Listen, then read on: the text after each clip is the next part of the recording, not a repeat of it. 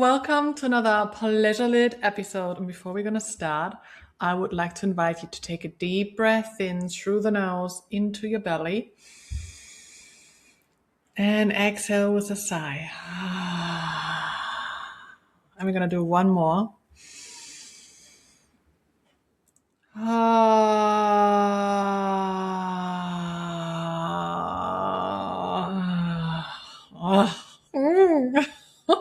Gives me all the tingles and the goosebumps, and just voicing it out, moving your body with it. That long exhale, deep breath, portal to pleasure. I love starting the episodes like this. I hope you get these sensations as well, really leaning into the big, deep breath, especially letting go on the exhale.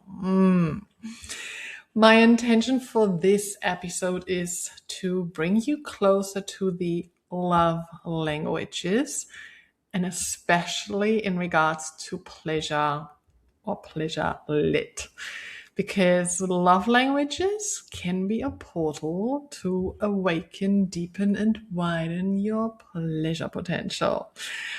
What are love languages? So just in case you might have not heard about them before. So love languages is kind of like a model that is describing how people naturally like to receive love or also give love. And that was popularized by Gary Chapman within relationship counseling. I think it was a book in 1992. And he came up with 5 common kind of types of how you like to receive love and maybe also give love. And the 5 types are words of affirmation. So that is for the ones who love to experience and receive love through spoken words or written words. And that could be compliments, verbal appreciation, positive affirmations. You look so beautiful. I love you. I can't stop thinking about you. Then we've got acts of service. That is for the ones who feel mostly loved when someone is performing something helpful for them or through thoughtful action for them. And that could be anything from doing the chores, bringing out the rubbish, doing the dishes, to making a cup of tea, or anything that helps them to demonstrate care and consideration. Then we've got number 3, receiving gifts, kind of self-explanation. So that's for anyone who loves to experience love through receiving some symbol of love. And that could be something luxury and expensive, but also could be just really something handmade or something where it's just about the thought behind it. Then we've got quality time. That is a love language that's centered around spending meaningful time together without the phones. So quality conversations. We've got shared activities, going to the gym together, going for a walk together, where the focus is on the attention and the presence with each other. It's really high in connection. Then we've got number 5, physical touch. So that is physical expression of love through hugs, through kisses, through touch, massage. Those communicate warmth and closeness and can bring that sensation in there. So love languages as such, even though they're like types or module, they should just be seen as a guide, not to label yourself into something and then be like, okay, this is where I am and this is like, put yourself in a box. Most of us have like 1 or 2 primary or dominant love language, and then you can see others might not be as relevant for you. There is a test that you can do as well, or you can already recognize yourself while I've now explained all these 5 love languages, where you're like, oh yeah, That's it. That's how I love to experience love. And have a tune into yourself. Is that also the way that you are actually giving love? Because I was so fascinated by it when I discovered the love languages. I had no clue about them when I was in one of my previous relationships where we had completely mismatched love languages. He loved quality time and gifts, where I was acts of service, high on acts of service. And he just could not understand why it was meaning, why it meant so much to me if he would bring out the rubbish or doing the dishes, helping me with the household. Where I was like, you don't love me, you're not doing that for me. Well, he was just like, I'm giving you these gifts and just like nothing is enough. Where gifts wasn't relevant for me, where it was more just do something for me.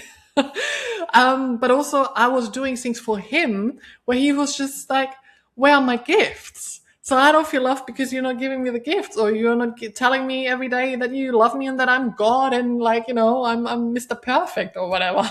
So we were completely mismatched. We did not align, but also we did not know about the love language. If probably we would have known, I would have been able to tune more into like, this is how you like to receive love, and vice versa. So it can be seen as a guide, and sometimes we do have a primary dominant one. It can, however, also shift and change over time. So it's a good advice to regularly check in with yourself and then with the loved ones around you. And when I say with the loved ones around you, love languages can be applied to anyone. It doesn't necessarily mean it needs to be within your relationship. It can be within your family. Your children have got love languages as well. Your friends have got love languages as well. So within friendship, there's love. With your children, there is love. Wherever there is love, with yourself, there's love. You can apply this as a guide to see, how do you love to experience love? Because I've got a friend, for example, who also loves gifts. And she also loves to give gifts. So I had to notice, I'm like, okay, this is the way you like to receive love. And now being able to tune in and being able to gift her, where I would be like, well, gift is not as high for me. But it's not about me in that moment. It is about showing the love and giving the love to my friend or partner. It's an act of devotion, if that makes sense. So knowing your partner's, friends, children, anyone's loved ones love language gives you the opportunity to give them the love in the way that they love to receive it. Hope that makes sense and you're still with me. But as I said, there was things like this can shift through motherhood, trauma experiences, different life stages, healing. You can shift, and then your dominant love language might be all of a sudden it is gifts, or it is words of affirmation, or it is touch. So underneath, when they got invented, underneath it was within the marriage counseling, but also a reflection of your attachment styles, early conditioning, but also nervous system wiring. And this is where it gets interesting for pleasure and Pleasurelit. So specifically asking yourself, what did it look like? How did I receive love, or how was love given in the household that you've been growing up? What was missing? What felt regulating? And usually through that, your love languages develop or shows up more dominant and primary at first. Sometimes also through repair. What has been missing? What has been inconsistent? What have you been craving? And that might be the first one where you are more tuned into, okay, this is maybe what I want because I didn't really get that before, but now if I'm getting it, I feel extremely loved. The benefits for love languages in regards to self-love and pleasure and within relationships is that there's less guessing, less thinking your partner or anyone else will know how you like to receive love. Also, it gives you permission of that and the awareness that everybody is different and we all experience it and love to receive love in a different way. And so is it with pleasure. So it's less disappointment if we know the ones from our loved ones around us and we can tune into that. And that increases the capacity of actually also receiving your own love and the capacity of giving love, especially when you love giving. And within Pleasurelit, so now from the Pleasurelit perspective, the love languages can help you to awaken your pleasure energy, that aliveness. So where you might have gone numb or are blocked, the love languages can help you to activate, reawaken, deepen, and widen your pleasure potential. And this is exactly what I'm also teaching and guiding others through. So from disconnected to pleasure-lit. It's like feeling deeply connected to yourself and to your body, to feel safe in your body, to receive love, to receive pleasure, and also to feel lit from within, magnetic, radiant, confident. Oh, that is pleasure-lit. It's an embodied state, an embodied way of living. A return to pleasure, sensation, and aliveness in your body. And it's starting wherever you're currently at. So you might feel disconnected, numb, blocked, unable to receive, or there is more aliveness, more pleasure, more sensation to experience, but you just can't access it yet. And that is where Pleasurelit comes in, because it's for anyone who wants to have a deeper connection with themselves, their body, and their pleasure. And my work is trauma informed, and it's also grounded in somatics, embodiment, tantra, breath, yoga, nervous system awareness, movement, fitness, health, pleasure. These practices, they support both the exploration but also the reawakening. So they help you to build capacity to feel more, to receive finally, and to also stay present with your pleasure. So whether you're reclaiming it after you've gone through something really challenging, or you're expanding what's already available to you. This is integration. This is living in your body. And you can explore different ways of Pleasurelit and choose your path at pleasurelit.com. And love languages is one tool that can help you to awaken your pleasure energy. It is one portal to pleasure. Words of affirmations, for example. So that is pleasure through being witnessed, through being valued, mirrored. It opens up your heart and your throat softens. Quality time can be pleasure through presence and attunement. Your nervous system regulates, you're co-regulating. Acts of service can provide pleasure through support, relief, making you feel safe in the body. Physical touch can provide pleasure through sensation, skin, oxytocin, embodiment.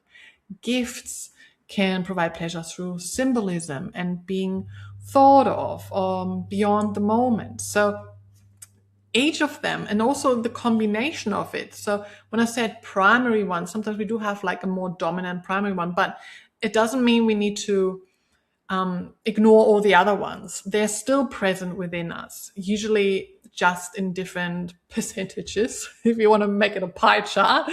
But sometimes one is more present and more dominant than the other. And that's usually the one that I would give a focus to, but also not ignoring all others.